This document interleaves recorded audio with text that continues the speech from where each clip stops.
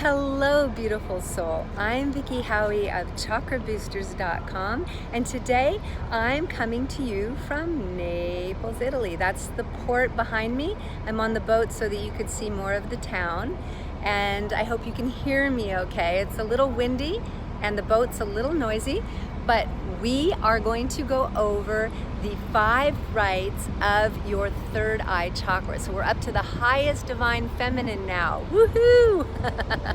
Good for you if you've been following along on this series. I think it's been so powerful because when we claim the rights of each chakra, it's one of the best ways for us to step into the energy. It's very, very powerful.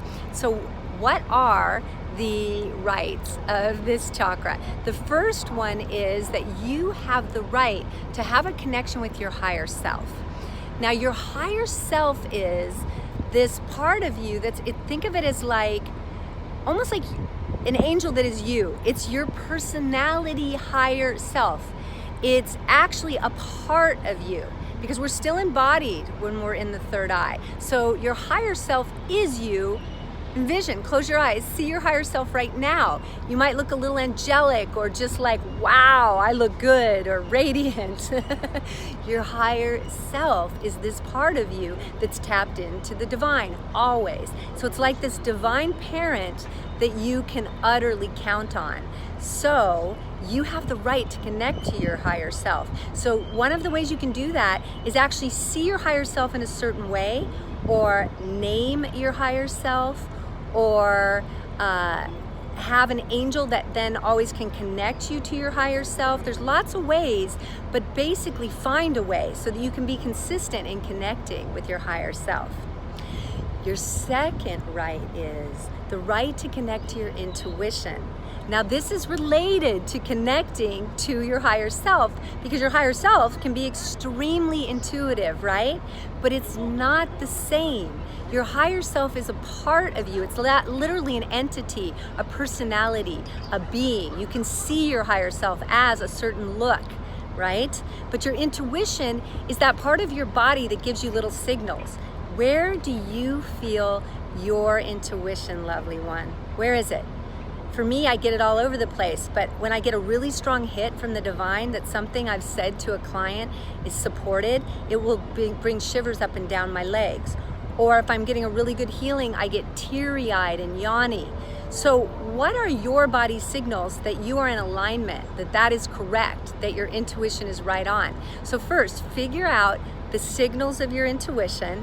Second, make a commitment to listen to it really well. And most importantly, third, make sure you're gonna act. Many of us hear our intuition and then we never take action on it, and we don't reap the benefits of what our intuition is telling us. So that's your 3-step process to making sure to have a really strong relationship and to claim the right of your intuition.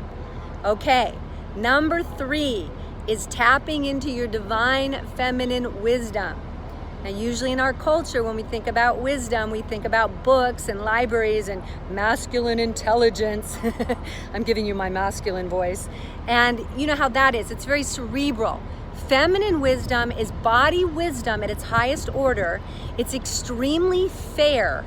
It takes everyone's perspective because the third eye is where the masculine and feminine energies of the Ida and Pingala, the nadi currents, the energy currents that move up the spinal channel, up the Sushumna, they meet at the third eye. So the third eye can take everyone's interest into account. The third eye is so intelligent and wise. So think of like the wisest, most fair, most loving, most all-seeing judge in the world, on the planet, in the universe. That's you when you're in your third eye, and you have the right to tap into that. So if you find that you're being kind of egoic and only taking your perspective on something, please try to start taking everybody else's perspective. Go up into your third eye, feel what it feels like, go into your heart, really call in the divine feminine and use the wisdom there. All right, you're doing great. Okay, so let's go to number 4. Number 4 is this exquisite appreciation of beauty. So often gets overlooked with the third eye, but the eye is about beauty inward, vision inward, inner vision, and outward as well. Now what comes to me is this beautiful vision of a peacock with all its third eyes on its feathers, right? All those beautiful third eyes. Because the peacock has so much beauty, so much color, and it makes you feel freedom because it can spread all these beautiful feathers. Think about the third eyes as kind of this all-seeing, like the peacock's tail. It can get overwhelmed because it has so much ability to both see the beauty in the world and feel the beauty in the world. Personally, I think men who have a lot of feminine and women by hormonal nature have a tendency to be overwhelmed in a beautiful way, in a credible, soft way by the beauty in the world, but it gets kind of beaten out of us early on. We lose this appreciation. So I'm going to ask you to this week really pay attention to the poet within you. Open your eyes, see the beauty in everything. And I'm going to leave you with this example where I remember Byron Katie talks about when she basically had her big shift in her life, her big samadhi shift to awareness, to awakening. And she woke up in like a halfway house, looked down, there was a roach crawling across her leg, and it was the most beautiful thing she'd ever seen. So remember, you're not looking for beauty this week in beautiful things, in the obvious. You're looking for beauty in the everything.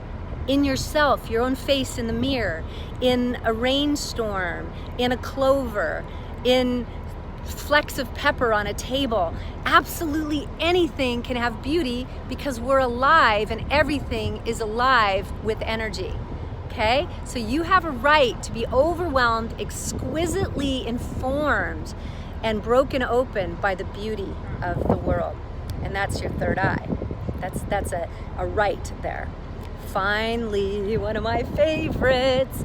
And when I was a child, I had a pretty challenging, I would say traumatic childhood. So I think I kind of didn't get to claim this right. So I'm claiming it a whole lot more now, which is the right to have magic and fantasy. Magic and fantasy. Now, the crown chakra is about miracles, okay, just up and up miracles. But the third eye is about the whole realm, the miraculous realm of our imagination. And our beliefs lead what we see and what we feel and what we do in the world. So you don't have to have auto beliefs. You don't have to believe what the world believes. You don't have to live in the box that the world gives you. You can believe in fairies. You can believe in magic.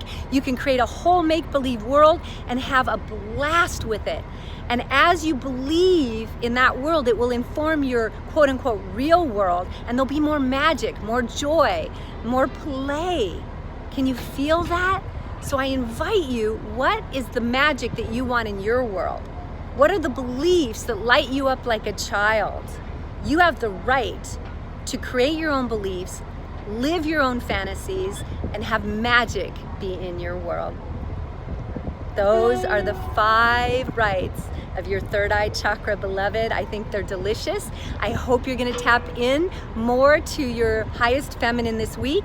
Pick one that really invites you, just one, and work on that so you can stay focused, and you're really gonna open your third eye.